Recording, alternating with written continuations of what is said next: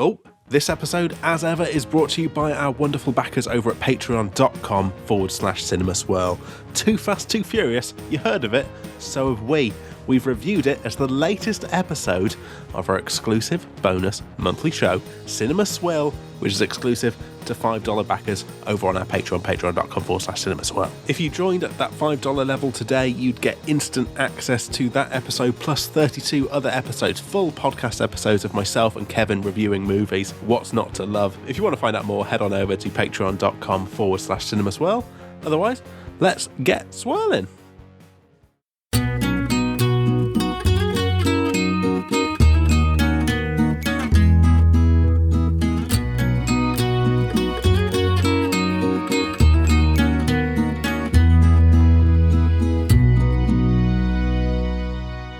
Cinema Swirl! I was given assurances that this buffet was free. It's episode number 83, coming to you from the large Perspex-covered food selection of Hollywood, rifling through all the delicious salads, brackets, movies that my OTP Sam has not seen. Hello, it's me, your old pal Cowboy Kevin. Sam, how are you doing today? I'm good, thank you. We're back, that's for sure. Our buffet's back? Our buffet's back. Can they come back? Can they make a return? I'll tell you now, I've literally just the day before yesterday was in Blackpool Pleasure Beach. And I'll tell you right now, buffets are back in business, baby. Hey. All you can eat buffet. Most people seem to be avoiding the now back in business buffet, but I didn't really have a comparison from beforehand. I've never been to the all you can eat buffet in a theme park before, so they are back. I don't know if they're meant to be back. They're back. Can someone check if they're back? They're back, and we're back, and I'm glad to be back. We had a little tiny bit of a break, but not by Cinema Swirl standards. Things have happened. It's fine. We're back. It's fine. And you know what it was? We were away because we'd done so many action movies. We thought, let's have a little break from action movies, and then we gave you a poll, didn't we, at home? And you thought, you know what? Much like the all-you-can-eat buffet, I'm going to have more spring rolls, so I'm going to have more spring rolls. And it's fine. Yeah. Here we are for an unprecedented 16th helping of spring rolls. That's the thing, though.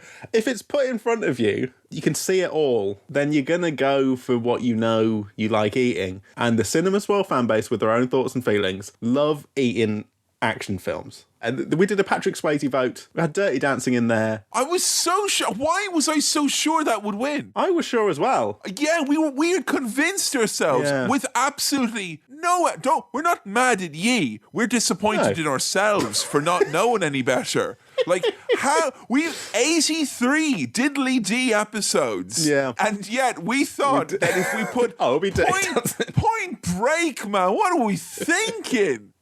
No. Look, I'm going to be honest. If you put Point Break and Dirty Dancing in front of me, I'd fucking probably go watch Point Break as well. But I assumed that I'd review Dirty Dancing.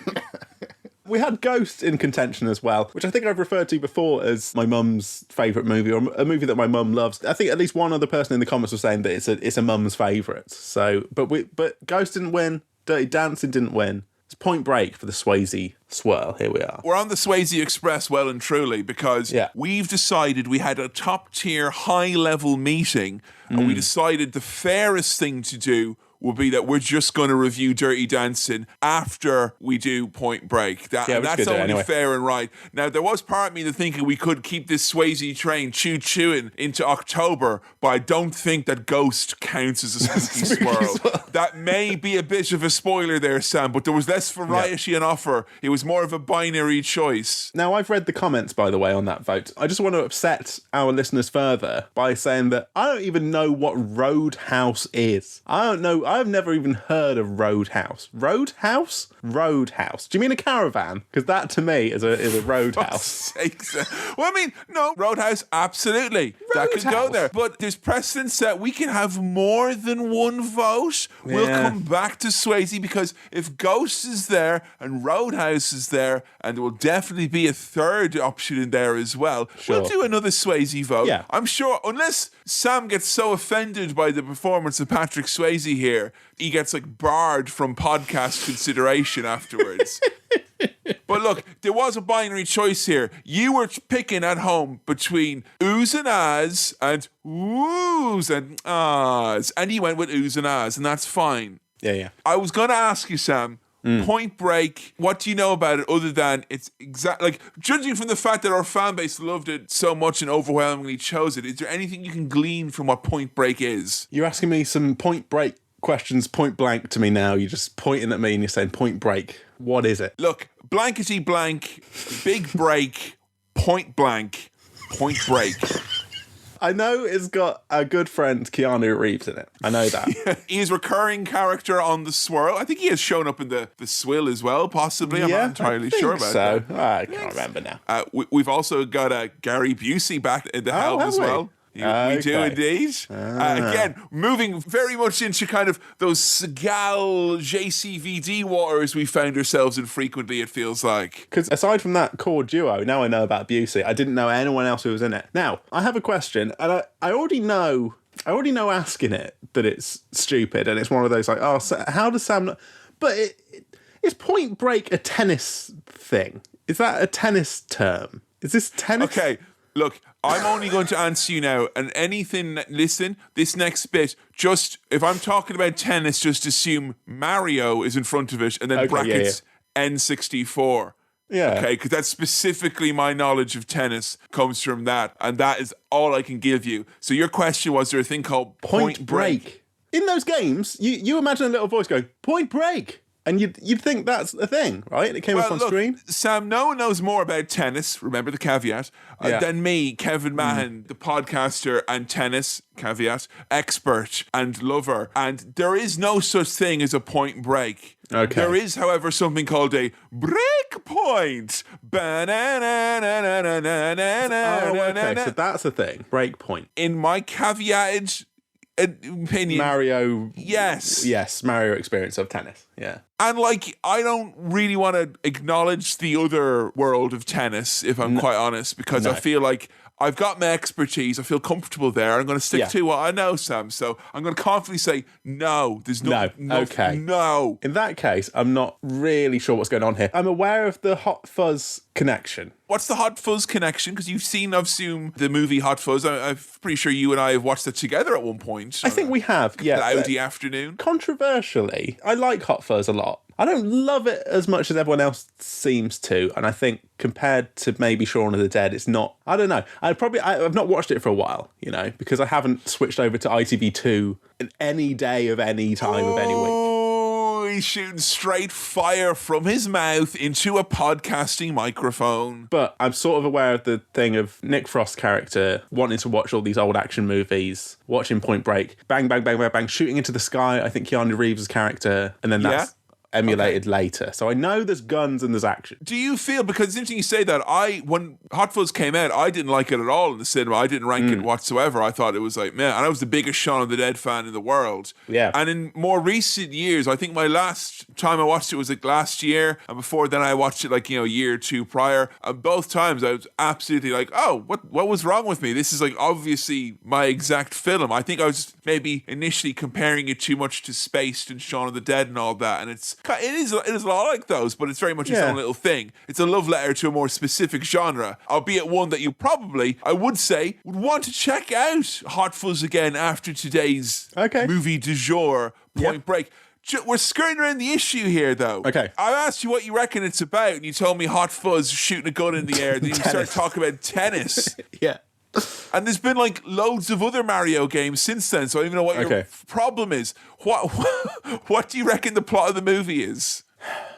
Okay, so to dodge your question entirely. Oh my God. I know that Swayze is like handsome leading man, right? Good looking guy. That's what people love him for in terms of like Dirty Dancing. I assume that's what my mum loves him for in Ghost, right? He's like a, hot, sexy leading man. Where does your mum rate Point Break? It's a matter of interest. I told her I was doing it, and she went, oh, it's very good. Oh, really? Yeah. Oh, yeah, baby. Yeah. I think it came out like the year before I was born, Point Break, I think. But... And then it should be now, when Sam Chapman was around, it'd be more like the point of breaking. Oh, shit, no. Never mind, no. So, right, Swayze handsome man. Like, Okay. good guy. I assume he's the goodie. I assume Keanu Reeves is like young sidekick. And now you've mentioned Busey, who I only know of as a man who sort of looks scary and is weird. What did we have him in? Have we had him in something? I swore we've had him in something now. I feel like he's been mentioned. He might have been in a Swill thing. I remember vaguely doing a Gary Busey impression at some point in some movie. Is he in one of the Arnie things? No, maybe. Wherever it was behind a paywall, I'm pretty sure.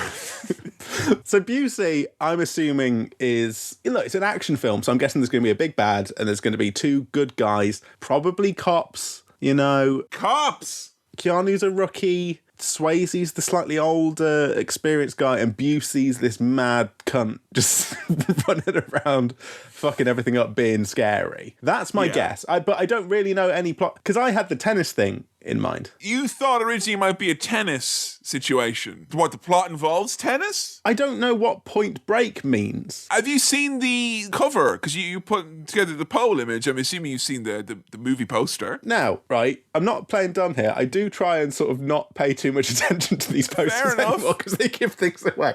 Are there any shapes or images that come to mind? I saw big Keanu, I saw big Swayze with nice hair, and I left it at that. So... maybe I haven't paid enough attention to it to know what it is, but I thought I kind of knew it wasn't tennis, but then I'm like, I don't know what is Point Break? Point Break. Is it a snooker thing? It could be a snooker thing. Big Break. That's Big Break. I can't, in good conscience, that you go into this movie expecting you're going to see some sort of a snooker action adventure. Which I'm as mad as the rest of you that we're not sitting down to watching that, like, or it's not yet been made. You know, Hollywood, come on, get off it. Let's get the snooker movies out there. You know. But I know there's shooting. I know there's action. I'm guessing Busey's bad. I'm guessing Keanu's good. I'm guessing Swayze's really good because he's Patrick Swayze. You're kind of going, you think Swayze's going to be kind of the elder statesman and all that. Like, do you know much about Patrick Swayze? Have you seen him in anything before? Not really that I can think of. I know he's sadly no longer with us, and that was very sad. I sort of seem to remember him being in some sort of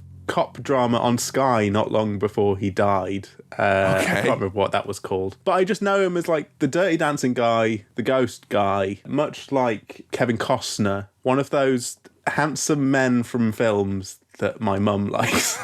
Right, so he's a stalwart of the 80s and early 90s, basically. I know him mostly through the lens of my mum talking about film stars. I do want you to keep your mum's enjoyment of Swayze in the back of your mind as we're watching Point Break. Swayze's always been interesting for me because he was something that like was referenced in a lot of stuff I watched when I was like a teenager and a young adult. Yeah. And I was aware of him through stuff like Squidbillies and Trailer Park Boys long before I watched, you know, other than Point Break. Long before I watched any other Patrick Swayze movies. And he is probably one of the most exceptional torsos that we'll see in cinema swirl. That being said, this ain't Dirty Dancing.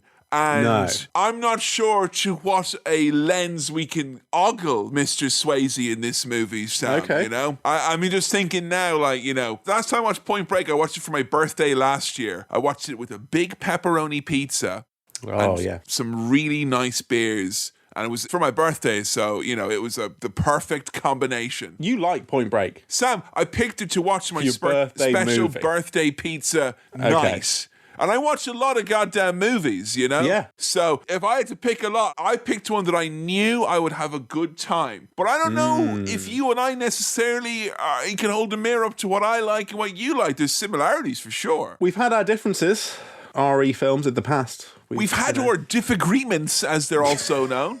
So I don't know, but I've fared pretty well with some action things in the past, and I know this is action. So this is a Richard Bacon's Pizza and Beer Club type movie. You know, this is a real that's niche. That's niche. But get a big pizza, have some beers, watch Point Break. It's one of those sorts of films. Right? Yeah, and that often tends to be what our fan base seems to want to vote often for those types of movies, because I think in their minds, those are great movies for someone to show someone, and they're great ones to enjoy together because they probably have very fond memories. It's not just because you like action askew all other genres. I'm telling myself that's not the case. Should I pop a frozen pizza in the oven and crack open a cold one, even though I'm technically on the clock, to check out this movie, do you reckon? Or is it... You know what? I'd say there's worse ideas, Sam. Okay. You know? Yeah. It's certainly not a tea and biscuits movie. No disrespect to the Tetley men and women out there, you know? That kind of helps my understanding of what this is. Yes. It's beer and pizza. And what's just happened there now is I had a really lovely little segue to go into the mailbag, but I realise you haven't yet figured out what the term Point Break means, and I would absolutely be doing us all a disservice if I went with the pun. So, okay. do you want to do the mailbag? We'll try and remember afterwards, and we can come back and I'll say, Kevin, what was your Point Break pun for the mailbag? It wasn't a pun. It was more of just like it fit, you know. That was all. It was a fitting phrase. Let's bounce the mailbag up and down, and then serve it across the court with my racket. Here's the mailbag. Welcome to the get the music coming. Mario number 1.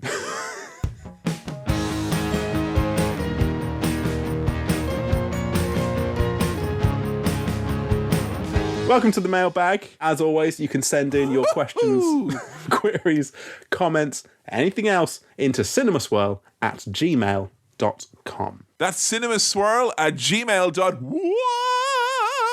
Our first question here comes in via that very same email address from Thomas, who writes, Dear Sam/Kevin, hope all is well with you fine gents. Thank you, Thomas. We're doing all right. Doing good. Is there any film you'd like to see with a soundtrack remix, and from whom? Or alternatively, would you like to see a different film soundtrack mixed into a classic film to shake it up? Thomas writes that he had this thought when he saw John Carpenter had remixed a Churches song. Churches? You know, Churches with the V in it. God, guys, screwing up the whole game with that name. Come on. Right. Has someone had a word? Quick tangent, Thomas. I will come back to your question. We need to sort out what a V in a contemporary band name actually means, because it can be a U, it can be part of a W, or it can just be a V. The band Waves, the band Always, and the band Churches use Vs differently, and I don't understand why. And it also, sometimes they can do a reflection on top of the V and make it look like it's a diamond, and then I don't know what to fucking think. Oh, God. That's basically an O that's been stretched out. Anyway, John Carpenter has remixed a Churches song, and Thomas was thinking about what else he could remix with a nice synth-heavy remastering. Keep up the splendid work, Thomas. Remixing soundtracks. Remixing, play around. I am making DJ fingers with my hands right now. I mean, there's the easy answer to this. I'm pretty sure I brought it up before, but way back a couple of years ago, me and Joe, the intern, saw like a live music and Foley and voiceover of the classic Little Shop of Horrors movie. So it was like a 3-piece band, and they did all the voices, all the sound effects, and all the music and all the score all at once while the movie played, and they did it all in perfect time, and it was the most intense fucking 90 minutes I've ever seen. And literally doing that with any fucking movie is gold as far as I'm concerned. Yeah. But if I had to pick something, I'm going to go with someone doing classical music version of the movie Drive, and you have to take all those songs and turn them into strings. Yeah. There you go. And it will make the movie 11% sadder. I think just throw some new metal into a Wes Anderson film. A bit of Limp Bizkit in there. You know what? We should go for the Fast and the Furious. They had the dial on like 2 new metal, 8 of like kind of EDM. Let's just go a full new metal version of Fast and the Furious.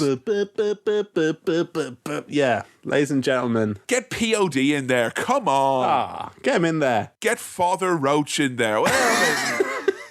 Well, I'm sure we could fill it out, you know, come on. Yeah. How many new metal bands are there? There's literally dozens. Thank you, Thomas, for your question. Next question comes in from Neil. Now, this is addressed, I think, mainly to me. Hi, Kevin and Sam.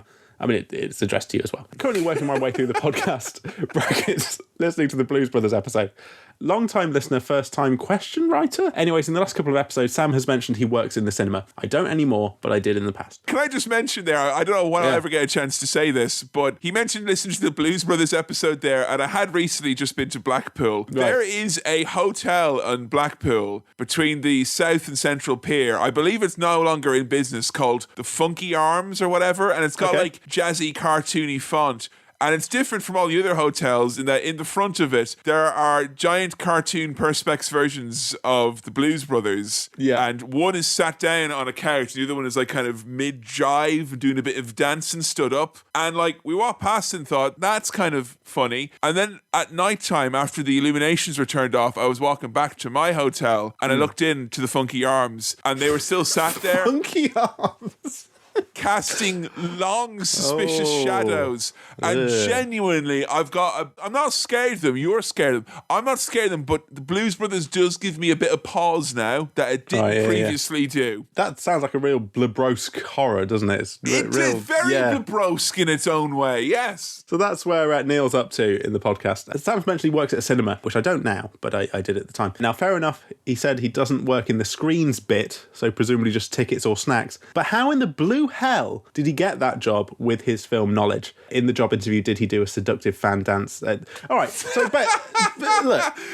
So he's basically asking you, how do you climb the slippery pole of cinema retail management? I think I just need to clarify something. This was not an art house cinema. This was a big chain. And let me tell you, to work in a cinema, you don't need to know about films. The most I've ever been asked in any kind of formal managerial capacity, it was in my interview, and it's what's your favourite film and can you describe why you like it? Now, I said The Royal Tenenbaums because I am who I am, and I described it. Oh, sorry, I thought you said, and I like it because I am who I am. And then I left the interview, gave me the job an hour later, they rang me on the spot. Yeah. None of this constitutes actual career advice. No. You should not listen to these two bad men. Well, maybe you should know a bit about films, but no one's coming to the people at a chain cinema for actual movie knowledge. I wasn't required to know about films, so I just felt I wanted to clear that up. Thank you, Neil, for the question as to why in the hell did I get the job that I had back then. He's wanting to know how you got into the screens, what you say. Right. Well, no, I did. I was just taking tickets. You were never a projectionist or anything like that. No. And even then, you don't need to know about films. You just need to know how to make a film go on a screen,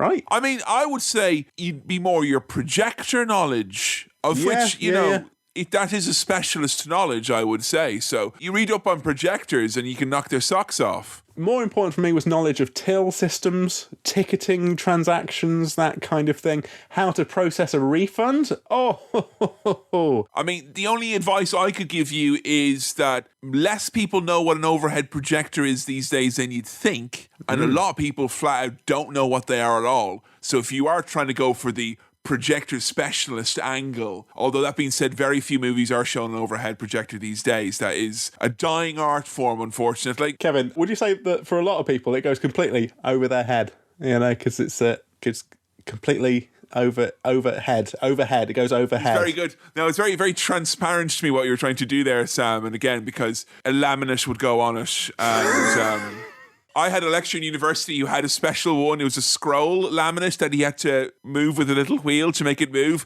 And he would rest his forearm on the front of it. So he'd spend like an hour writing something and then he'd turn it and you just get this big long smear projected for everyone to see. And then he'd lick his fingers and he'd start again. He'd literally fucking lick his hands like a fucking Irish mammy and a bowled child covered in fucking ice cream and making a fucking show of me wiping it off.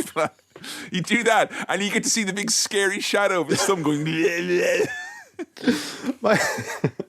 What's that stuff called? What is it? Acetate. No, acetate. What's it? Acetate. I think I may have touched on this before actually, but my only memory, like my funny memory in my life of those things, and overhead projectors. I was a little Protestant boy going to school, singing hymns in the morning. Lads, he admitted it. Way. We'd have hymns and we'd have the lyrics up on the overhead projector. And there was one, I can't really remember how it goes, but I think there was a line which was like, burn, spirit, burn, fill the with the Father's glory, or something like that. Oh, them Protestant hymns, it's like a fucking ABBA song, Jesus.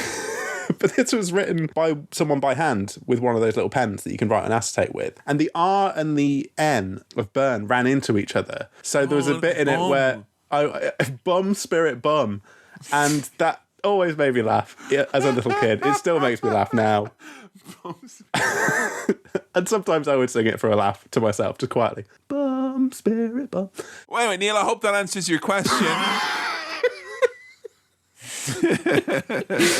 Final question here. It comes in. Thank you, Neil. Comes in from Shannon. Now, Shannon said some lovely stuff about the show, getting Shannon through some tough times. So thank you so much, Shannon. We appreciate you listening and glad it could help in some way at all. We make this show for tough times. Yeah. This show's for tough times and tough people. And Shannon, a short-time listener, first-time emailer, writes, I was curious to know if you'd consider doing any documentaries on Cinema Swirl.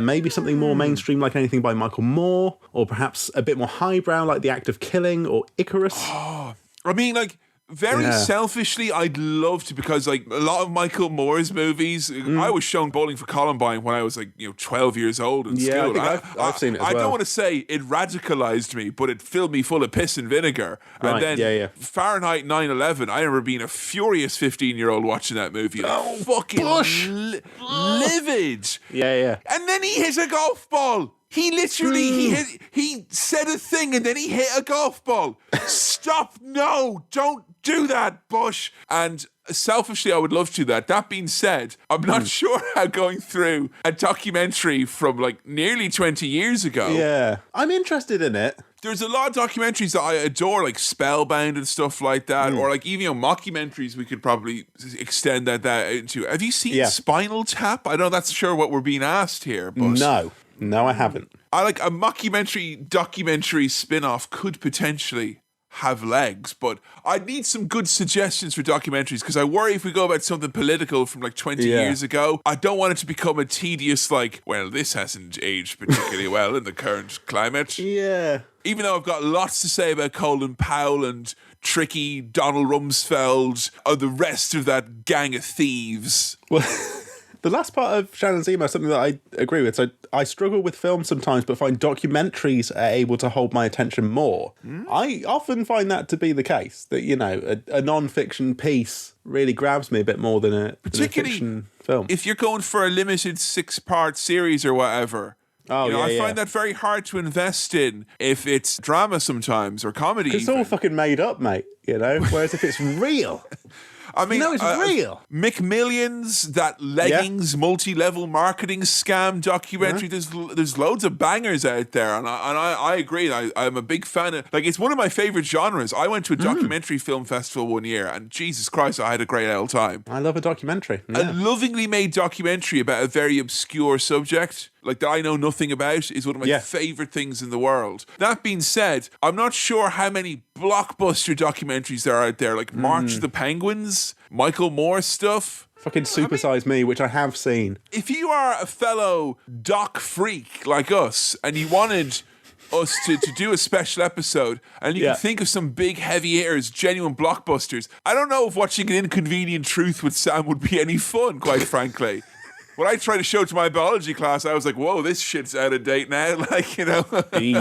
Yeah. But so not ruling them out. Because I think that might be an interesting curveball later down the line. But it's going to be hard to pick what to go with. Throw us a bone bracket documentary suggestion in the old cinemaswirl@gmail.com if you feel strongly. That's cinemaswirl@gmail.com or at cinemaswirl on Twitter or just facebook.com/cinemaswirl. AKA FKA the socials. And I think that just about wraps it up for the mailbag. So let's tie that up, pop that over here. And all right, there's another thing I was going to say, and I'm not going to say it. Yeah. Oh, then another. He doesn't know the thing. Okay. So, are you ready for some action, Sam? Yes, and I'm curious about Swayze. I think this might be the first full Patrick Swayze thing I've ever seen. So, yeah, curious, excited. Full Swayze, full action, no spoilers. Let's go do a cinema swirl.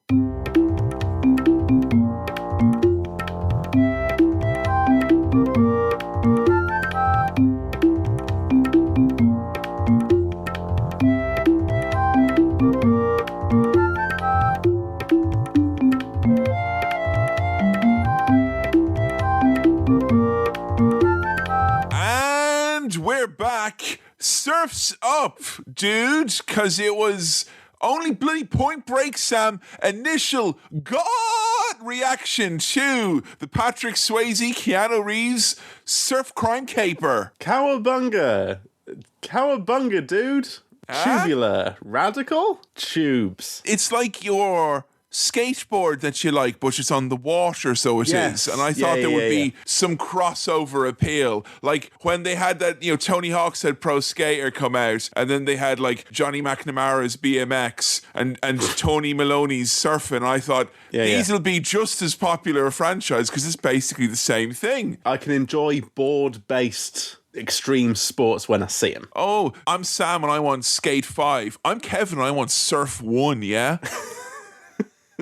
I think you need to talk to Kelly Slater, all right? Oh, that's the name, the big name. Kelly Slater. What a fucking new metal name that is. Kelly Slater on Vox. Like, I'm not sure if I actually got your initial gut reaction there or not from that. That was Cowabunga. Dude, was the initial. Cowabunga. Yeah, initial gut reaction. Dude, Cowabunga. Now, you mentioned you had some wordplay. Yes. That you didn't want to tell me because it would be a spoiler. I'm happy to hear the wordplay now that I understand. Well, before we were going to do Let's Go Do a Cinema Swirl, I was going to say, Surf's Up, let's go do a cinema swirl. And I thought, whoa, like he doesn't know anything what I'm talking about there. He's like, that ain't no tennis. What sort of Mario Tennis you been playing? What levels have you unlocked on Master Mode? And when the mailbag was going to come in, hang on it now, because everything I do is written down, you see. So hang on. Yeah. Check the script. Cowabungus that mailbag there, will you now? And we were, and you would be like, hang on a second. I know it would have been that laugh, and then I would have said wipe out. Right, I'll edit that back in.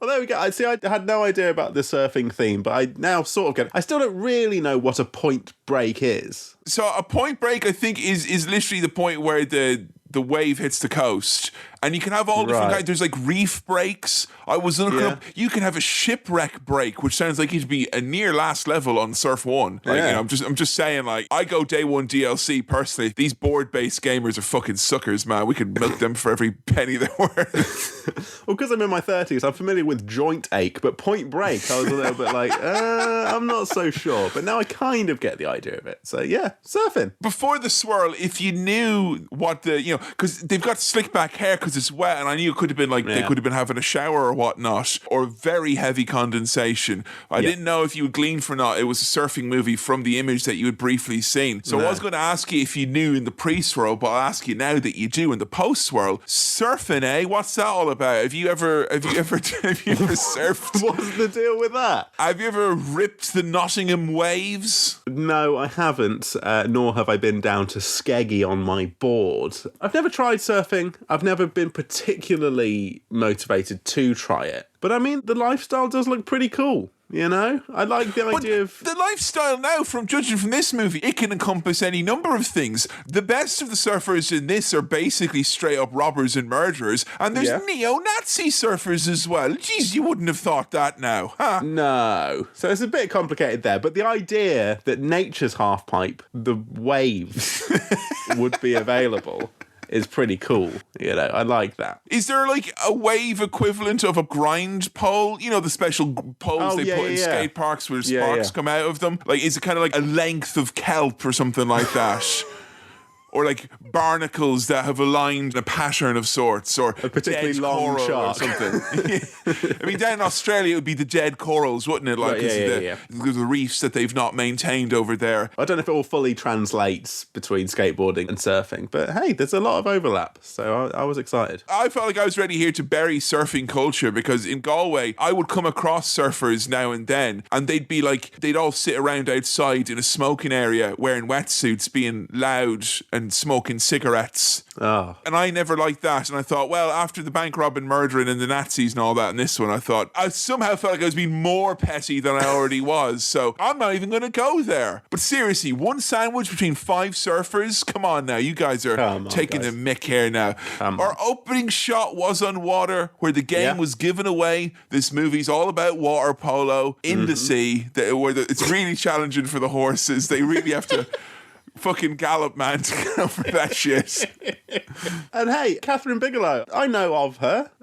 She's a famous director. Did The Hurt Locker, amongst others. Yeah, it's nice to see a female director of action movies here on The Swirl. That's I like the titles, the kind of overlapping titles and the big clunk as they come in. They were kind of surfing into view almost. Yeah. I love the motion of it all. Admittedly, we don't know a lot about surfing, so the speed in which they were coming, I'm like, well, maybe there's a bit of surfing where it's slow, where you paddle around a little bit. I think when you're surfing, you go from one side to the other side. When you're shooting at a shooting range and there's a moving target, it goes from one side to the other side. And the titles were following and we were cutting between those two scenes. It's lovely use of motion, really, engaged me straight away, got me immersed. On one side, we had some guy being radical, catching tubular waves. On the other side, we had a guy who was, for some reason, using a shotgun at a very close range target. But I'm not sure what skill you're demonstrating there, Keanu. But look, we got the two sides of the same coin here. We got literally surfing and turfing.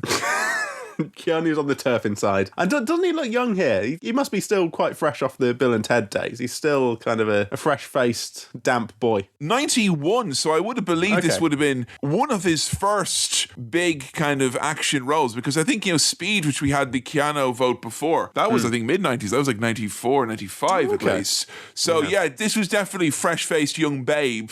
And notable is that, which is why he gets underneath. He's not top billing. Swayze's on the top of the billboard on this bad boy, and the credits. Respect your elders. Even though I'd argue Keanu's, the main star here. You could argue he's the main one here. And with a main name like Johnny Utah, which is such a wrestling name. My God. This film is set in America, and that's how you can tell, because the main character's name is Johnny Utah. Johnny Utah. How about Tom Texas? That should be a good name now for...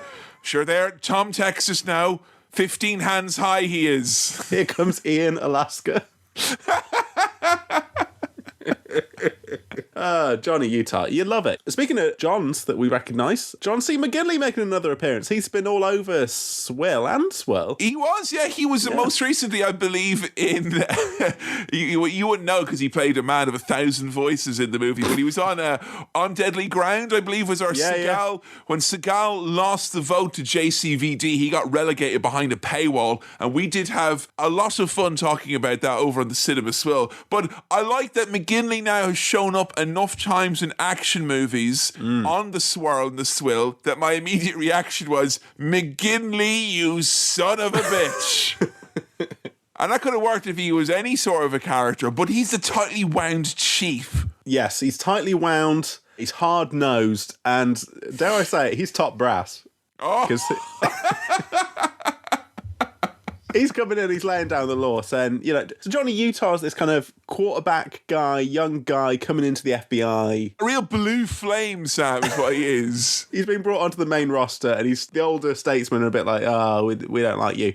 He's saying, you don't know nothing, and if you knew that you didn't know anything, that would be something, but you don't know that you know nothing, so you don't know anything. So there's nothing that you know because you don't know anything, and if you knew something, you'd know that you didn't know anything. That's shown him. That really sounds like a Limp Bizkit breakdown from a kind of a later album. Like, you don't know nothing, nothing, know me. No, nothing about no, nothing, see. I like as well that McGinley can play the loose cannon or the tightly wound top brass. I do enjoy that a lot. I thought you were going to say the loose cannon or the tight cannon. Oh no, he played loose cannon for St. Jared's, I believe. Yeah. Now I like as well that he's got still the little bit of sass to him. Well, you just look young, dumb, and full of cum. There's a little bit of intensity there that I didn't enjoy, but I enjoyed nonetheless. This film's very good at just establishing who our characters are quite quickly, and John C. McGinley is a right bastard, an annoying boss, bad boss, mean boss. Because he expects results, Sam, and he doesn't do it by that seat of your pants, blue flame, iron butt, babrosk bullshit that they do down in the academy. What does blue flame mean, by the way? What is that? I think blue flame means that you're the hot new thing, and you're burning brighter than anyone else. But you may be a little bit uncontrollable. Maybe you don't know how the business runs just about yet. The business of the Federal Bureau of Investigating Business, and he's like, we don't do anything here. No one drinks. No one smokes. No one even drinks coffee. And he's like, well, I don't even have chicken skin on my chicken breast, sir. And he's like, well, that's all right. And you know what? Honestly, I thought the imposed sobriety upon everyone in the FBI was weird. But if you had to choose, and I don't know about you, but for me, if I had to do like loads of drugs or I can do chicken skin, I would like choose a life where I can have chicken skin. That is, all right, like, we can all get around elements of all that, but the chicken skin, man, come on. What the hell? That's fucking weird, dude. It's the new Daddy or Chips. Loads of drugs or chicken skin.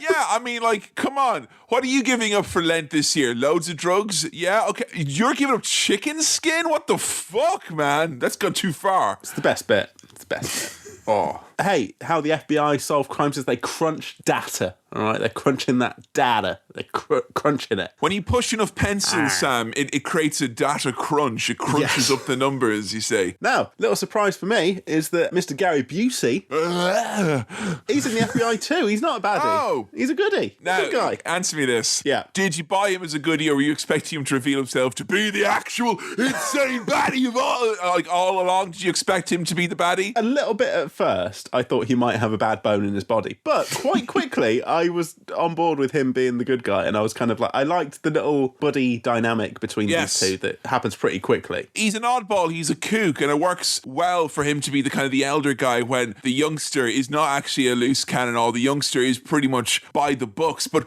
what you didn't notice, folks at home, was that Catherine Bigelow left the cameras running a little bit early, and you got to see the special preparation they had for the actor, where Gary has to pick up his special Busey bricks before he's allowed to go on set.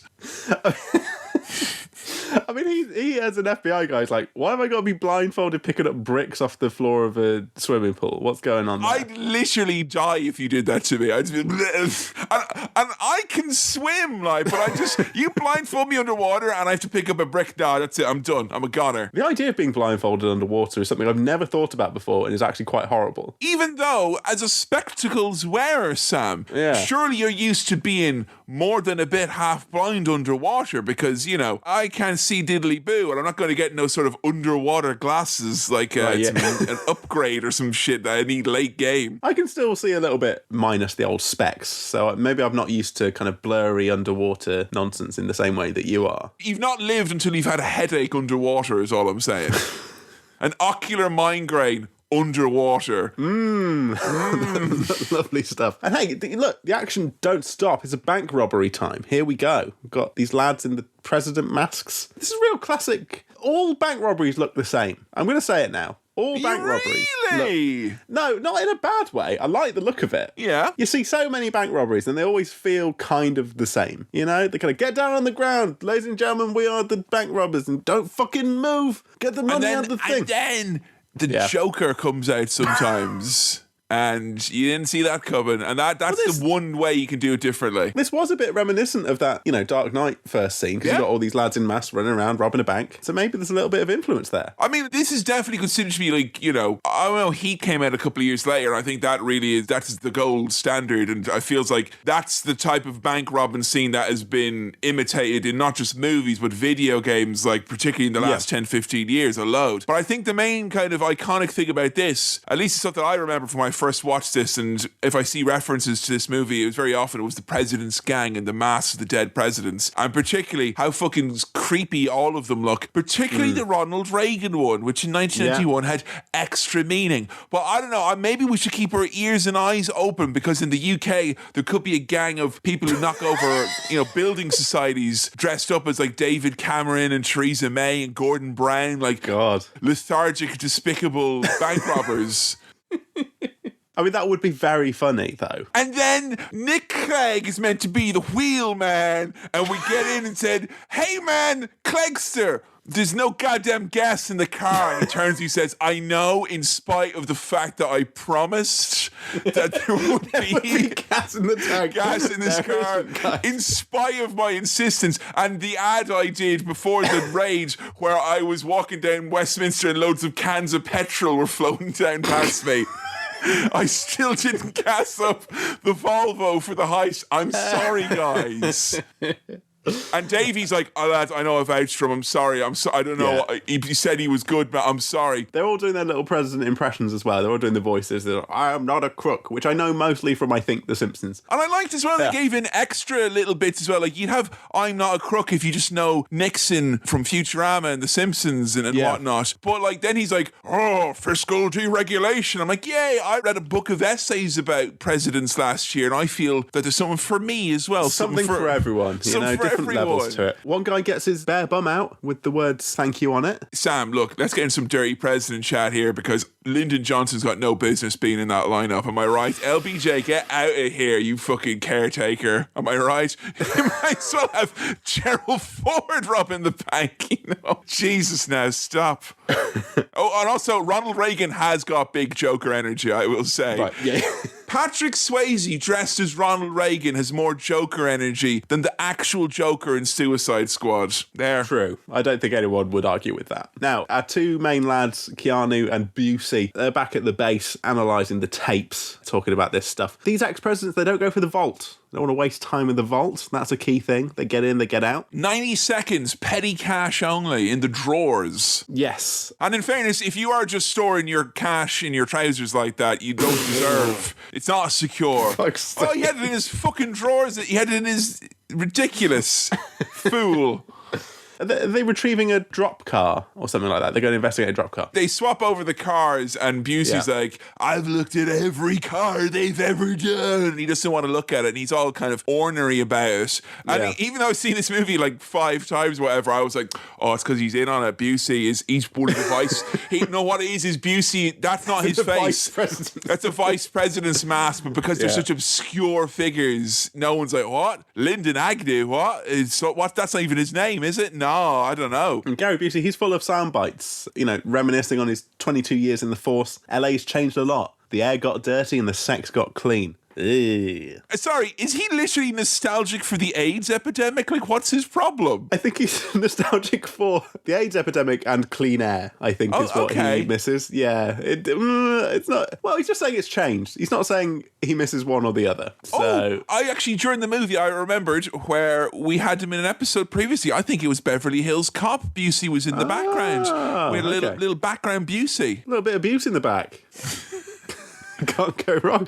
Johnny Utah, Keanu, he's riling up Busey enough to get him to reveal his big theory. They get mad, Sam. Keanu is like, don't get me wrong now, he is a treasure and all that jazz. Yeah. And unlike other internet treasures, I don't seem to be getting sick of him, which is great, you know? That's good. Yeah. But we can all be honest now, put our hands on our heart that he's not the best at acting here, because there's a few bits where he's like, you still feel alive. Oh, come on, man. Yeah? You're not a surfer yet. What's your excuse?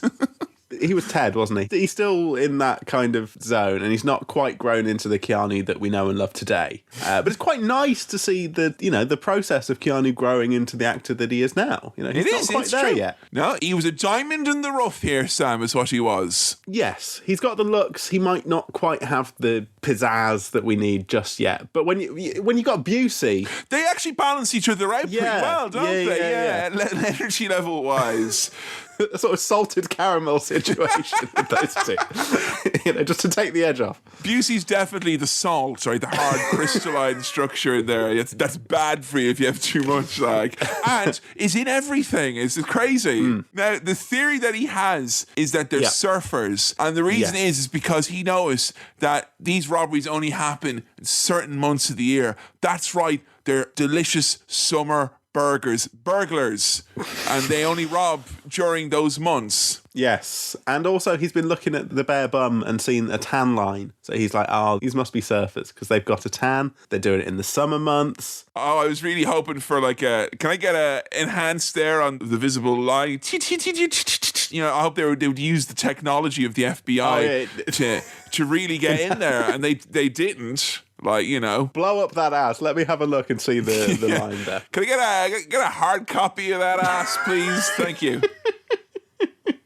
I want an APB. I want pictures of this ass in every sheriff station from here to Saskatoon. I really like these two. They're dynamic. They're drinking beers, they're getting pissed, and they're solving crimes, and they're just trying to go through evidence and figure stuff out. And they're already, fast friends. It's nice. And the theory actually makes sense. It is. It works well. Yeah, it does. Because they don't do a lot of kind of establishing. It's pretty much just they've got good chemistry, and we go straight into it. Like, they hint a little bit here and there that, like, oh, there's maybe a bit more to Busey's character, but there really isn't. He is just like, he's the veteran, and he's there as kind of the backup character or whatnot, and that's absolutely fine. Sometimes movies like this feel they need to deliver many twists and turns, and Point Break does not struggle with that problem, and it is for the better, Sam. Yeah, Busey's just, he's emboldened by the fact that this young guy believes in him, and that's what he wanted. All the other young guys in the FBI, they're like, oh, old man Busey, you're shit, mate, you're shit, you're a wanker, you're shit. Oh man, go pick up some bricks in a pool, you shit. And he's like, oh, this guy believes in me though,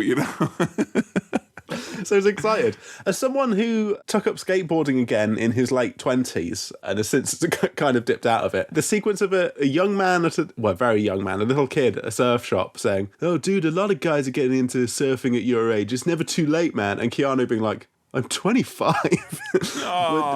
hit particularly hard with me. Where the children being like, yeah, a lot of people are buying vans at any age these days now. A lot of people, it's never too late to download Skate 2. It is available on the, I think, PlayStation Now you can get it. I'm not sure. I've just felt very old when I went through my brief skateboarding phase. I felt like a very, very old man. But nothing wrong with it. Nothing wrong with it. A lot of people getting into it at my age, Well, if heaven is a half pipe, it'll be full of lots of people who are old skating. There we go. Although, if you died in a skating accident, you'd probably be less inclined to want to... actually, if that would be an affront of heaven if you died... Oh God, I died in a skating accident, you're telling me that heaven is literally a half pipe? Fuck off. That's a good point, actually. Heaven is a half pipe, provided you didn't die skateboarding, because then that seems a bit cruel. They better pick up these loose threads in Skate 5, is all I'm saying, Also, Keanu Reeves walking around with a full suit on, but also a surfboard under his arm was very funny, and I thought the film was going to play out him just, wandering up to surfers wearing a suit, but hey, dude, what's up? We get an early wipeout from Keanu Reeves, and interesting, for the surf movie, they didn't really go with the wipeout song or any classic surf song. No, it's not really surf music in here. One time I looked up the list of all the Beach Boys songs that have the word surf in them, and one was like, once I got to Surf Moon, I was like, all right. he's just picking up right. Surf burger, I want to eat a surf burger. Surf burger and you. Cut to Keanu. It's like, oh, the FBI's going to teach me how to surf. Gary Busey, how hard can it be? Keanu nearly fucking drowning. Wipe out. Wipe out. And he's rescued by a very angry surfer lady who tells him he's got no business out here, you bloody yuppie, surfing when you don't know what you're doing. Do you hear what she said about his board? His surf stick? Yeah, pig board, piece of shit out of here. Oh, did you recognize this lady? Character's name is Tyler. No. She's in Orange is the New Black. She was in Tank Girl. Laurie Petty, that's it. She's got that very distinctive voice. Oh, I do sort of get an Orange is the New Black reminiscence from her. Yeah, she's got a shaved grey hair and big glasses. Yes. She was a victim of gentrification. And in this movie, she is also a victim of gentrification as this fucking... Because Keanu's out here. Tight-ass yuppie's coming here on his pig iron board. Get that out of here. Did you ever get shit for your board? Like when you went back skating where people were like, oh, get that fucking hee-haw board out of here. No, everyone's like, oh, dude, respect. Gnarly board, man. You gotta do some ironing on that, yeah? And Johnny Utah, after he's nearly drowned and he's caused this lady to get very angry, he's in his car just kind of perving on her from a distance, watching it get changed. Oh, a babe. Some kind of dreamy, washy 80s music plays in the background. Sam, he stalks her. That's all it is. He stalks her. And then he goes into the FBI and he's like, give me everything about this babe I just saw. And then they do. And he's like, whoa, indecent exposure. Him and Busey are like, And then the fucking FBI, the woman on the computer is like, heart, when he mentions indecent exposure in a moving vehicle. So they're all, as bad as each other. Well, look, Sam, they always said, if you are going to go down for a crime, at least make it a hot one. One that will make a federal official go, whoa, when they're scanning your record. But the thing that really catches his eye is, oh, both your parents died in a car wreck. Yeah, I can use this. And so off he goes to use the old, her parents died in a car crash thing. No, it's a plane wreck. That was it, yeah. This is one of these things that's just kind of a little bit by the wayside, but I know that was in the news here in the UK. A couple of years ago, there was a lot of campaigns about it that picked up a lot of speed about people who had basically been, for the purposes of undercover work, had been, just targeted by some random copper, and it's a bit fucking weird, isn't it? Tyler doesn't... That's one thing about this movie we can say from the offset. I don't think Tyler's story hasn't got much of a wrap-up. She's pretty much, she don't get much in the way of sweet satisfaction from her rendezvous with Johnny Utah. Not really. She has a pretty terrible time throughout all of this, I'd say. So yeah, he comes in and is like, oh, my parents died too in a car accident, and I wanted to do something for myself because I've been doing things for my folks, I've been gonna... I like as well... College football. I like in his lie as well that he included the truth where he gets to show off about being a college football star. As a quarterback. Yeah. No big deal, Sneaky. And it fucking works. And you get surf lessons from Tyler. So, surf montage time. What I can tell you now, folks at home, if you want to know how to surf, and we've condensed now a lot of surf training montage into an even shorter soundbite, dragging is bad. Because she's like, your feet's going to drag. Your arms are going to drag. Dragons. Where? And it's... Dragons.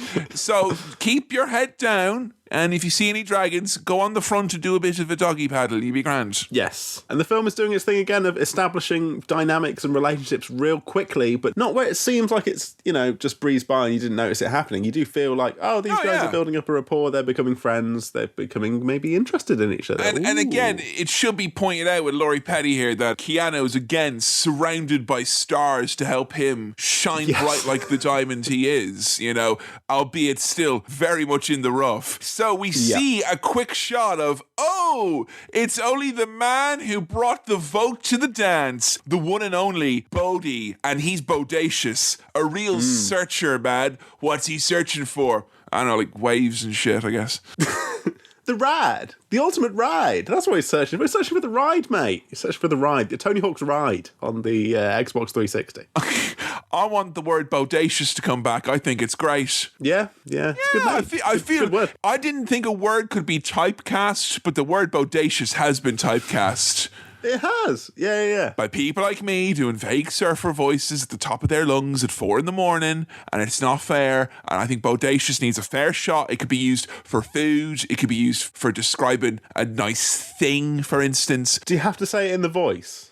No. Bodacious. You have to say, that's a lovely bodacious meal. And I'll give you bodacious now in a minute if you're not careful. Then see, it works in all aspects of life. Turns out Bodie and Tyler, they've got a connection. They're sort of together. They're doing a bit of kissing. So he's also standoffish because the first thing he does is go after the man's board. He's like, you call that a surfboard, dude? I'm sorry, I don't know why I've given Patrick Swayze a stereotypical surfing voice, but it's like, dude, leave the man's boards alone. Everyone's having a go at it. I think it looked like a perfectly good surfboard. Yeah, I thought it was grand, serviceable. It had the right shape and it had the little bit at the end of it as well, which I'm pretty sure is the most important part. That's part of it. Turns out these surfer boys, led by Swayze, they love American football. They're all playing on the beach. Beach football.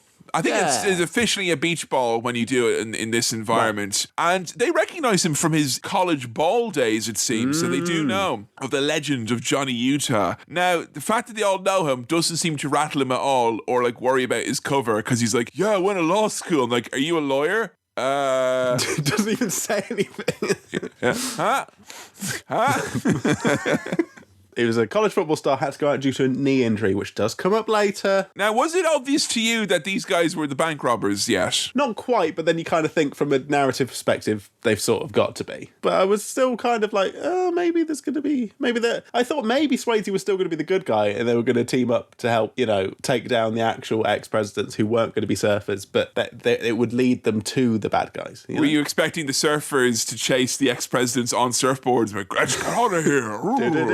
Yeah, I thought that would be the final show. And it's like when the Joker surfed against the Batman in the 60s Batman, he just wears shorts over his suit. That's how they would all be dressed. Hey, we cut back to Chief John C. McGinley, and the only thing more tightly wound than the top brass's ass are his sleeves. Did you see these things? This guy was like he was fucking going all... I've seen bullies in schools who've got longer sleeves than this. Yeah, he's furious.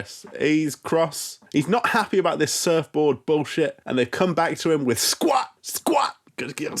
They got nothing. They got no information for him. It's as good as Bupkis squat. The presidents are doing more bloody robberies. There's more robberies happening. I was a bit pissed off. He was like, they hit 2 more banks. I'm like, I'd love to see another bank robbery, please. Get to another bank robbery. Honestly, when it comes to bank robberies, they're basically like crisps. I could have them infinitely, and I will complain at one point, but I'll still have them infinitely and be very, very happy deep down inside in my lizard soul. Beach Buseys out on the strand collecting hair for the lab. And Sam, I don't think anything could ruin a day at the beach quite like Gary Busey kind of going, I'll eat your hair. Give it to me. very, very creepy. This is because they found a hair strand from one of the bank robberies, so they know they've got a chemical on the hair. Yes. They need to narrow down which beach has got the hair thing in it. They had the next beach scouted, and Keanu goes, nice point break. Yeah. Turns the camera, says it. It's great. Also, just generally speaking, the music in this movie I really like. It's pretty fun music. Yeah, like late 80s kind of new wavy. You got some nice synth, some heavy bass. It's all very melodic stuff, but it very much is a score. It doesn't kind of go into straight up like, your love is a mountain or anything like that you would have gotten in the likes of Commando or whatever. So he's out on the beach looking for basically a gang of tight-knit dudes and bras who might be able to knock over a local bank drawer, and he runs into some local problems with the local problem sorts. He really does. And tell you what, this is our second Red Hot Chili Peppers member to feature on a Cinema Swirl. We had Flea. Give us up now, will you? Hey. By the way, we had Flea in Big Lebowski. Yes. And I'm pretty sure Flea was Popeye as well in that remake of Popeye that we watched. No, that was the late, great Robin Williams, of course. And we've got Anthony Kiedis as one of these naughty surfers, one of these bad members of a surfing gang. Oh, there you are now. So he was... he did well for himself now. He didn't kind of get into the character pieces. I feel like Flea has shown up in 80,000 bits and bobs I've watched over the years. Yeah, I think maybe the whole band were like, let's get into acting. And then one of them did really well and the others were like, no, let's do more music again, Flea, before... And then Flea was like, no, acting's my thing. And then they're like, all right, fine. It's the same reason the other one stopped playing bass guitar as well. He just had his way, you know? Yeah, so Keanu's cornered by these mean surfers who are going to beat the fuck out of him. But Keanu puts up a good fight. He does. His little butt gets saved by Patrick Swayze. And the only problem is that Swayze, with all these hulking, scary locals, Swayze, he's not the biggest man in the world. He's a little bit pocket-sized, is our Patrick. I think I could fit him in my breast pocket and feed him a little carrot. He is smaller than expected, but he's got the moves, kid. I'll give him that. And he lays them all out. And he lets him know that these unbodacious bras, as it turns out, they're not cool surfer dudes. They're Nazi assholes. And I was like, whoa, Nazi assholes? What do you mean? And he said, they only live to get radical, which I think is an ill-defined definition of a Nazi asshole if I ever had one. Yeah, I mean, I only live to get radical, but I don't think I'm a Nazi. Whoa, what the fuck? Oh! Unless I've misunderstood the definition of radical. Well, I suppose, they only live to get radical in a radical extremist kind of way. Now I kind of understand it. So it's that kind of radical. In fairness, like, you should know what certain words and their pronunciations will come across. If you're a surfer dude and you say radical, I'm not thinking that you're meaning radicalism. I'm thinking that you're going, oh! Radical, dude. That's not, no. Yeah. Like if I say ye, I don't mean the Shakespearean royal ye. That's not what I'm saying. You mean... It's a collective ye. Ye, yes. Like the way the plural of toothbrush is toothbrie. Toothbrie or not toothbrie? That is the question. I do like that this gang of baddies are bouncing around on a Jeep, just kind of hanging off it, just bouncing all over the place. I'm like, I knew at this point, they're not the fucking ex-presidents. They're just a bunch of dipshits. Yeah, they're basically me in Grand Theft Auto, which is living to be radical and driving all over the road like a fucking arsehole. Keanu's been invited to a party by Bodhi. At Bodhi's abode. A Bodhi. He's been invited to Bodhi's abode. And Bodhi's talking about this 50-year storm. The biggest big waves the planet has ever seen is coming, and he's going to be there for the big wave. This is like the last person you ever want to talk to at a party because he's like full of shit and he also has a point, but the two things are interwoven in a confusing manner because he's like... Yeah.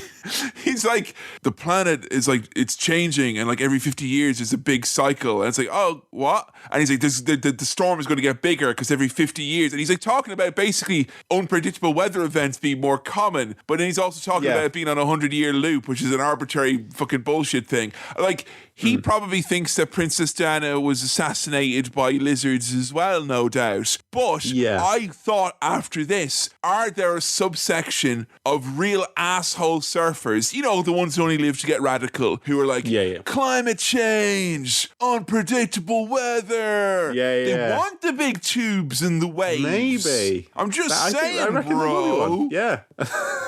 They're just some real fucking shits. Whoa, I mean, these fucking dickheads are driving around in a Jeep, so that's going to be using a lot of, fossil fuels. So maybe they're part of that whole thing. Yeah, they're trying to drive global warming. The lads all head off for like a nighttime surf. Oh, God. Imagine how cold and shit that would be. Yeah, but we get some great shots of slow-mo nighttime surfing, which does look cool. Does really look cool. Like, cold cool, and also radical cool. Why is it said that the more dangerous something gets, the more cool it becomes? Because surfing is dangerous. Night surfing, I imagine, is very dangerous, but also very cool.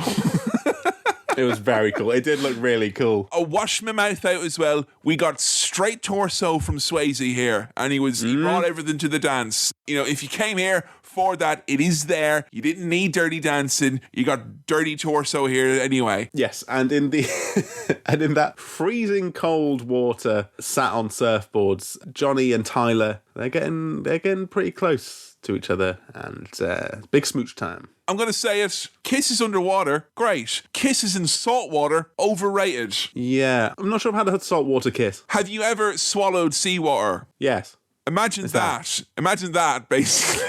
And that's not, you don't want that, like. No. Again, it looks good, but the practicalities of all of this. Yeah, because neither of them gagged. If that happened, one person would have went, well, and loads of slime would have went down them, It's interesting that you're saying that, because in my notes, so these two wake up on the beach together, and I think that's all we need to know about that. But they were washed ashore, they fell asleep, they're on a Hawaiian island.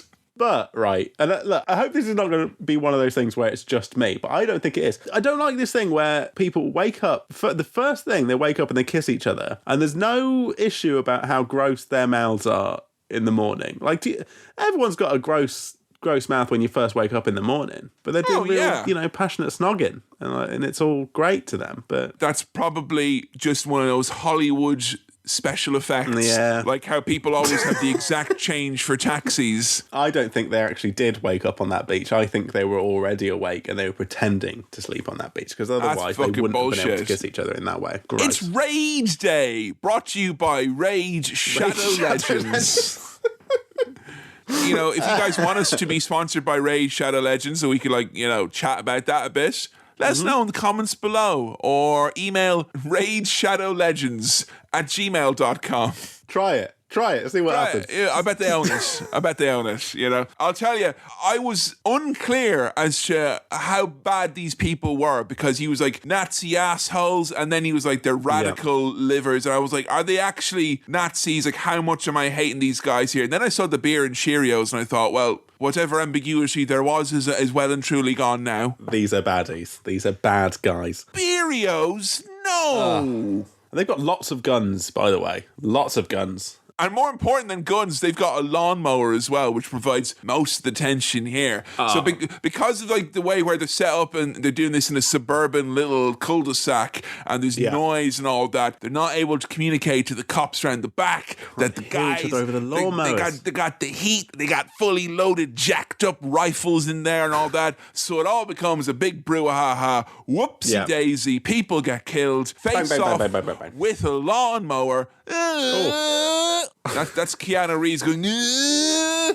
And a lot going on. Busey shoots the mower, which is like great. I love the idea that if you shoot something, whatever motor function it has just stops. Like you shoot a TV, it goes off. Video game lore. Yeah, exactly. You shoot the thing, it stops. Yeah. So much happens here. Busey shoots a guy in the head. Keanu gets beaten up by a naked woman. Anthony Kiedis from Red Hot Chili Peppers shoots himself in the foot, literally. And then the face to the lawnmower thing, I hate that. Really? I hate the idea of your face going in a lawnmower. It's horrible. You know what the worst is? Yeah. They didn't do it here, but if they shoot sometimes in movies where there's like a helicopter blade where the face starts going like and then the tongue comes out, it's like God. You know what I mean? Yeah. That's awful as well. And you just think, oh, what if someone threw a little old ham in there, you know? And that's all you can think about then. Busey saved the day, as you mentioned, and they've accidentally busted a bust. They've busted a pre-existing bust. Are you telling me the bust is a bus? You wait all day for a bust and then two come along at once. They've rumbled the DEA, who are in the process of doing an undercover operation on these Nazi drug-dealing, gun-shooting bastards. And what does Bright Spark, Blue Flame, Blue Chip, Straight Arrow, Johnny Utah make of this? Oh, shit. So it's confirmed that those guys are not the ex-presidents. That is We're confirmed. in Albuquerque buying crystal meth on the day of the last robbery, so it can't be then. And it basically around this point in time where a big fucking Dumbo Egypt here decides, oh wait, maybe it's that tight-knit group of surfers who keep going on about searching for like money and thrills. One of them gets his arse out in the same way when they're all surfing together. The telltale you look like you've seen a ghost, and he's like, "Oh no, I've just seen a man's arse," but it's put all the pieces together.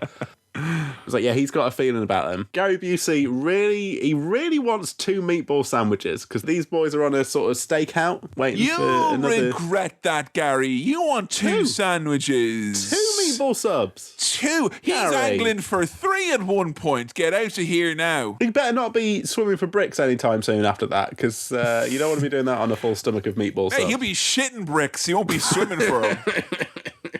I really like the very, very simple shot of Keanu ordering a sandwich, and then you just kind of track slightly to the right or to the left of him, and you see the ex-president rushing into the bank behind him. It makes me wonder how many bank robberies I've missed when I've been ordering food, like right over my shoulder. Good Lord. Gary Busey's reading the cartoons in the paper, so they missed the whole thing. But that is my favourite thing, is Gary Busey reading the footies and be like, damn, that Calvin and Hobbes is funny. You big weirdo. Give me them meatballs. Car chase time. Chasing after these ex-presidents. And can I just say, Gary Busey eats them sandwiches like a big dog eating a far too small squeaky toy. He's like, oh. One go, like, my God. Light squeak, one bite. Yeah. Their car gets fucked, and so Keanu's got to go in pursuit on foot, and it's Keanu versus Reagan in a gas station that's on fire. Oh, man, yeah, this is it now. This is why Ronald Reagan was the successful president that he was, because we all remember when we were teenagers, we all thought the coolest person was the person who could set an aerosol on fire, and that was very dangerous. And he does a next level aerosol trick. He uses gasoline and he just sprays it around, and that's why he's a 2-termer, basically.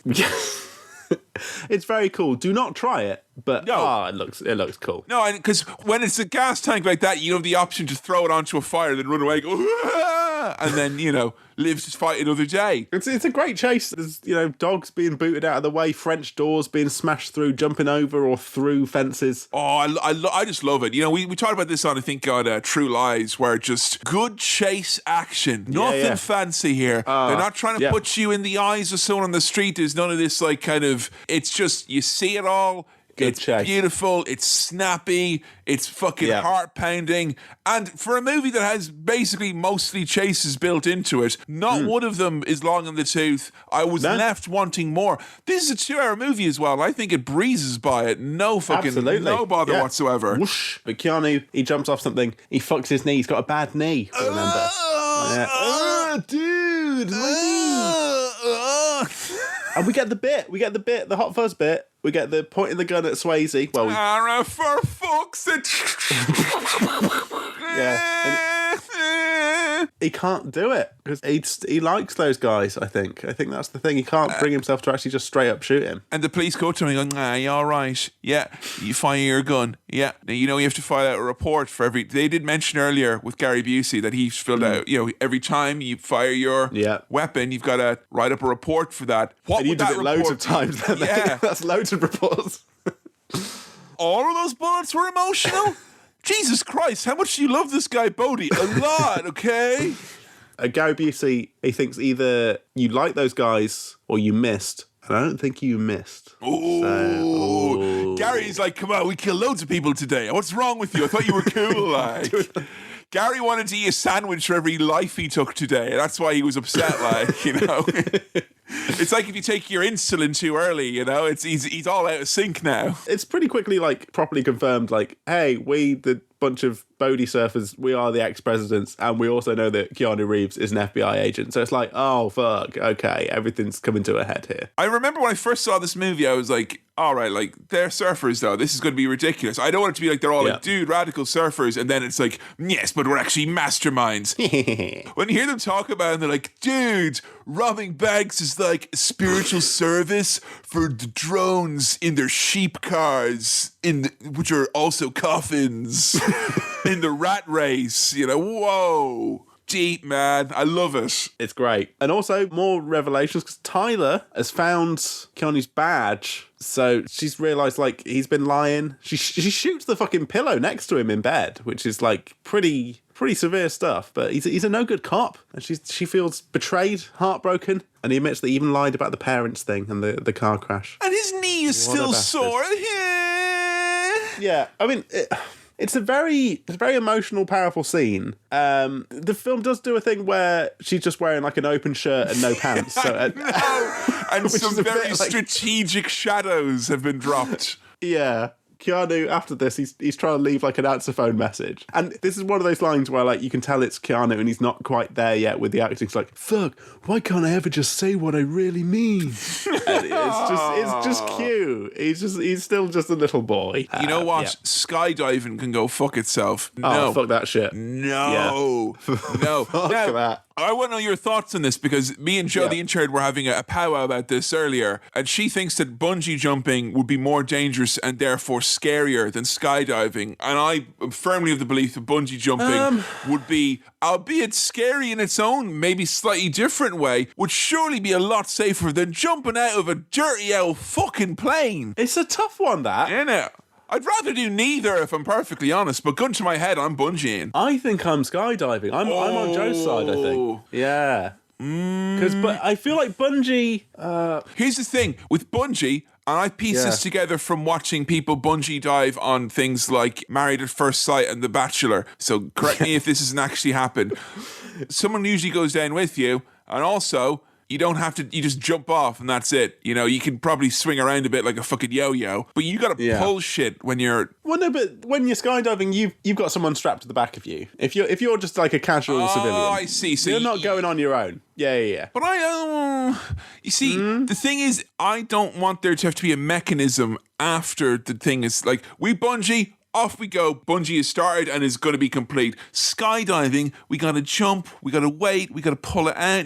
I don't know. There's too many steps there. Now, I'm starting to think, and this might get a bit too morbid, but in both of these cases, when shit goes wrong and you know that it's fucked and you're going to die, with bungee jumping, I don't think you have much time between, oh no, it's gone wrong, and then dying. With skydiving... It should be a swift release almost, is what you're saying, Sam. A swift release of death. With skydiving, when your parachute doesn't go, you're like, you've got a bit of time to be like, oh, I guess I'm dying now. This is it for me. Like, when they're skydiving here, they've got a good, like, almost that 90 seconds in the bank is almost as extended as this. This felt like a long time to be in the sky. Surely it wouldn't take you this long to go down to Earth. I mean, this whole scene was really, really tense because they all come around and they're like, come on, dude, we're going skydiving. And Keanu's the least subtle FBI guy. He's like, I don't want to go surfing right now, dude. And they're like, no, it's something else. And I was really scared that, obviously they're just going to not give him a parachute because they do the kind of goofing around, swapping the packs and be like, oh, you have this one or this one, and they'd swap it around. And I think they haven't really swapped anything. He's still got his original thing. I think it's to kind of play mind games with him and put a bit of pressure on him, you see, because they don't reveal their hand just yet. They wait until they're at the bottom, and then he's like, oh, by the way, check out this. He's like, whoa, what's that? It's like, well, it's kind of like, I think it's a fax with a built-in screen on it, but we were able to play a video of it.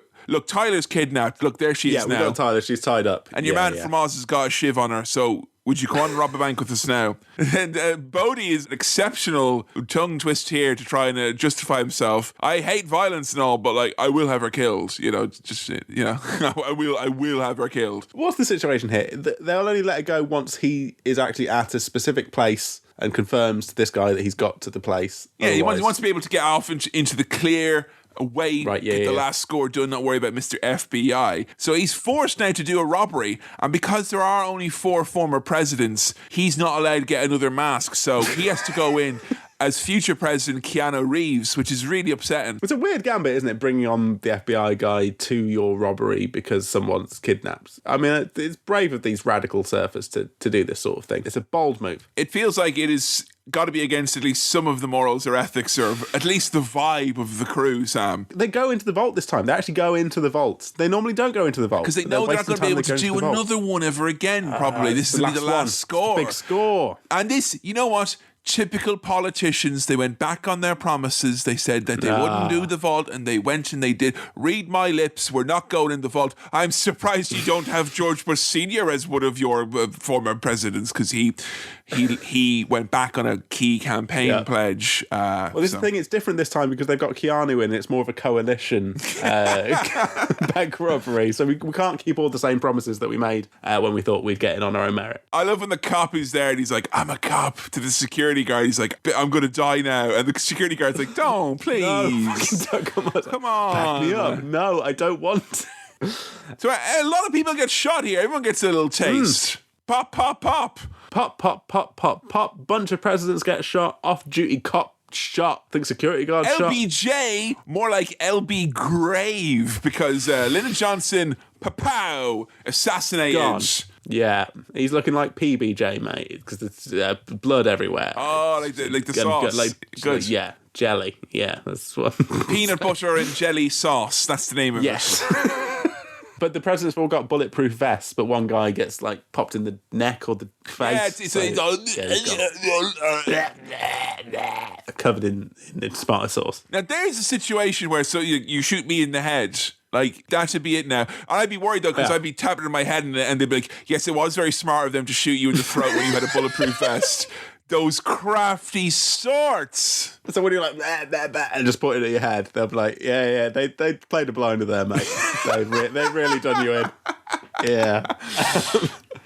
Bodhi's really upset that his mate has died, so he just knocks the fuck out of Johnny Utah. Utah is arrested when the cops show up. McGinley is pissed, and Busey's like, can you let me arrest him? And I'll, like, just let him go. And he's like, well, fine. Okay. Yeah.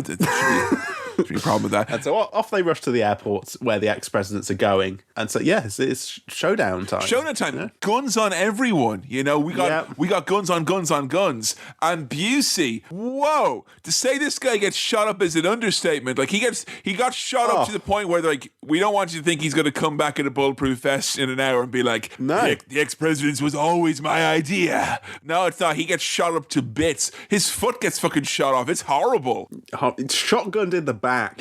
Oh, you don't want that. Also, just before that, Keanu again doing his Keanu stuff. Tell me where she is and I walk away. You walk away, I walk away. And it's not quite, he's still not quite there. But he's cute. He's adorable, isn't he? He's adorable. But Busey, shot to fuck. Nixon, Jimmy Carter also pa-pa-pa-pam. Yeah. And I will say Busey's got the best noise when he gets shot because he goes he's like his inner Arnold Schwarzenegger comes out of him. It's fucking fabulous. So their plan is they're going to plane away. One of the lads has been shot, and they're like, look, simple as we're going to fly low so we don't show up on radar, and then it's just a simple skydive, a hop, skip, and a jump, and we'll be sipping margaritas before tea time. Jesus Christ, yeah. And they bundled Keanu into the plane as well, just to get him involved in this. The idea of a shot man skydiving is so funny to me. Like, it is absolutely hilarious. The idea of just basically kicking a corpse with a timer on its head out of a plane. What a waste of a parachute. Could you imagine the thuds? Like, good lord. Well, Bodhi and this shot bloke jump out, and Keanu's still like, cancel the order, tell him to let Tyler go, but they don't, they just jump out. And Keanu, no parachute, but with a gun, jumps after them. Absolute mad lad shit. Fucking love this. And you know what I love most about it? This was a time when watching the movie and taking notes for a podcast enhanced the experience, because I love this scene. I love him jumping out of the plane. It's a thrill ride. It's a white knuckle adventure. And I wrote down that it was shootless. And you might think, what's about? It's just a really pleasing word written down. Shootless. Shootless. Chuteless coming to a countdown near you. That is a great word. Shootless. Shootless. Oh, the good mouthfeel on shootless. Shootless. And just a nice construction on the page. It looks like a good word. It'd be a good surname. John Shootless. John, there's your wrestling name right there. Good lord. Here's something now. You can't help but look like a big silly Aegis wrapped up in a parachute when you've landed. You do look very silly, don't you? You look like you've been in daddy's bed and you've come out now and you've got his, get that off you. So he dives down, grabs on to Bodhi, and they're playing a bit of pull the cord chicken. You got to let go of your gun to pull the cord, and it's a big... Also, just before we get into, once they're landed, if you jump out of a plane, to what extent are you able to control where you go and how... you can make yourself more aerodynamic... which should increase your acceleration. So, I would think that you can do that.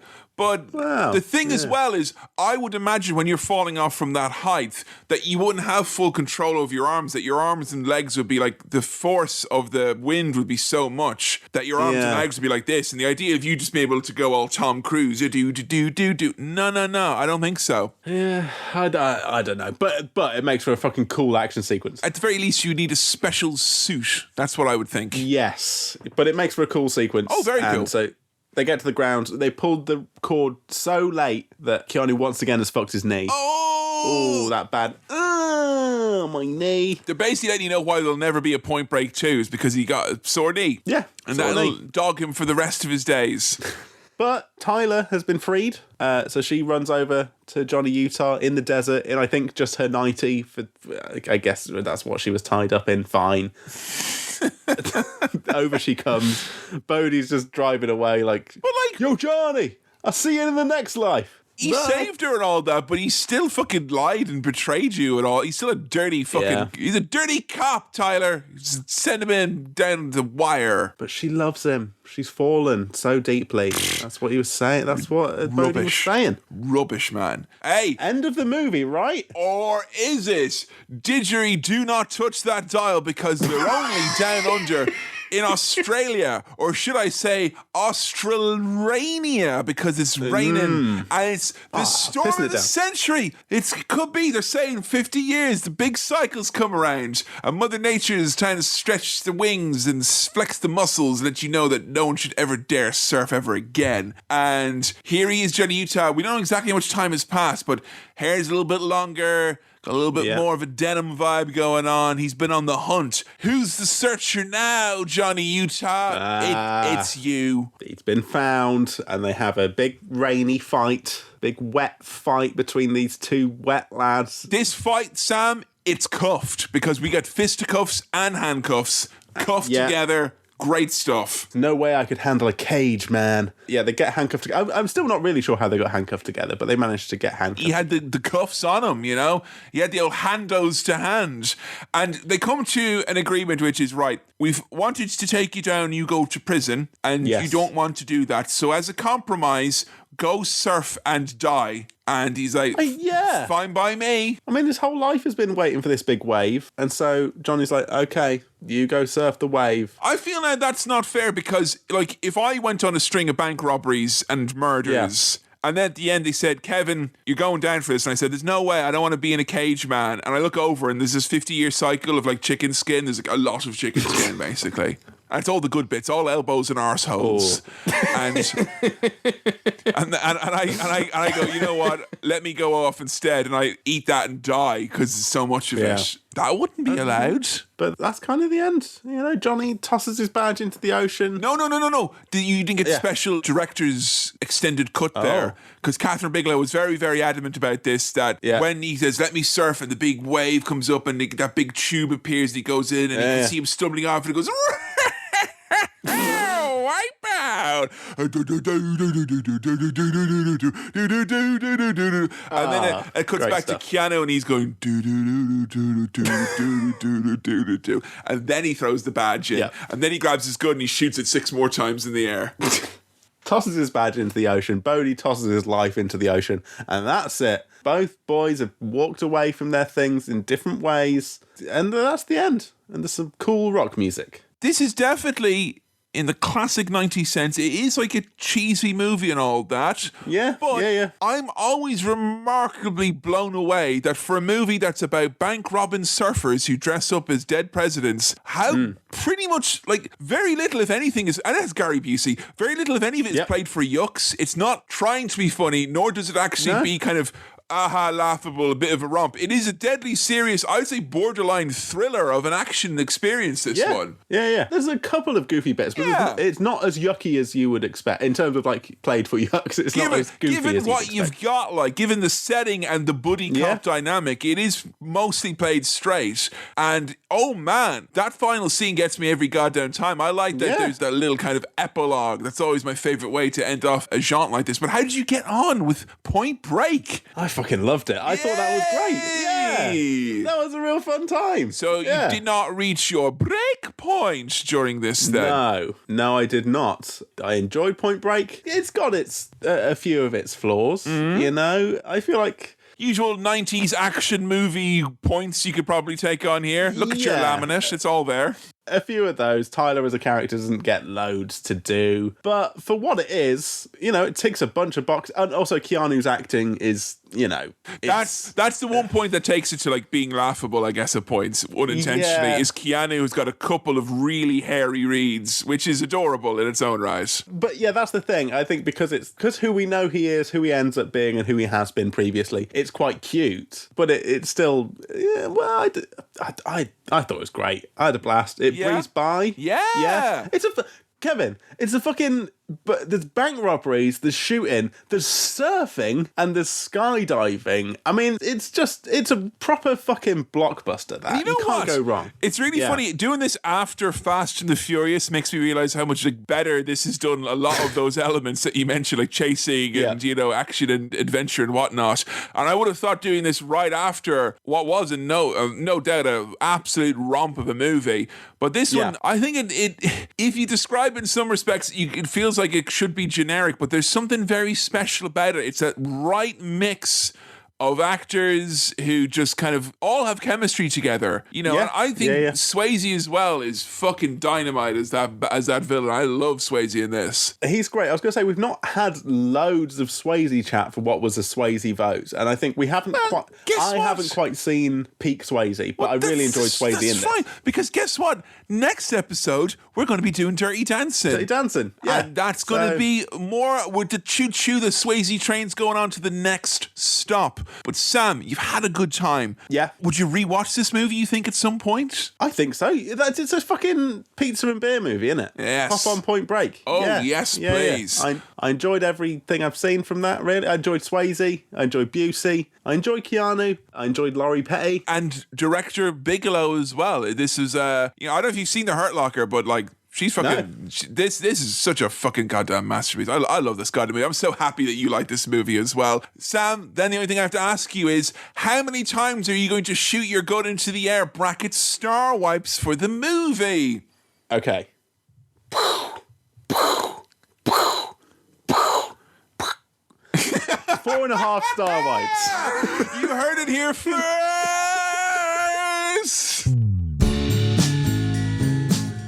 Oh, thanks for listening to another episode of Cinema Swirl. This episode was produced by Kevin, edited by me, Sam, and I also did the music. If you want to support the show, then patreon.com/Cinema Swirl is the way to go. If you want to follow us on the socials, we're at Cinema Swirl on Twitter and facebook.com/Cinema Swirl on Facebook, which is where our votes for episodes take place. If you've got questions, queries, comments, or anything else for the mailbag, then send it on over to cinemaswirl@gmail.com. That's cinemaswirl@gmail.com.